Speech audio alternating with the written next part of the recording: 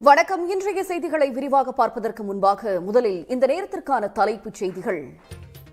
உச்சநீதிமன்றத்தில் வழக்கு நிலுவையில் இருக்கும் போதே தமிழ்நாட்டில் வாக்காளர் பட்டியல் சிறப்பு தீவிர திருத்தத்தை நடத்துவது ஜனநாயகத்துக்கு எதிரானது என்றும் இது தொடர்பாக அனைத்து கட்சிகள் சார்பில் உச்சநீதிமன்றத்தில் வழக்கு தொடரப்படும் என தீர்மானம் நிறைவேற்றப்பட்டுள்ளது.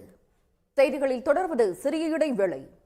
வாக்காளர் பட்டியல் சிறப்பு தீவிர திருத்த நடவடிக்கைக்கு அரசியல் அமைப்பு சட்டத்தில் இடமில்லை என்று அரசியல் கட்சித் தலைவர்கள் கருத்து தெரிவித்துள்ளனர்.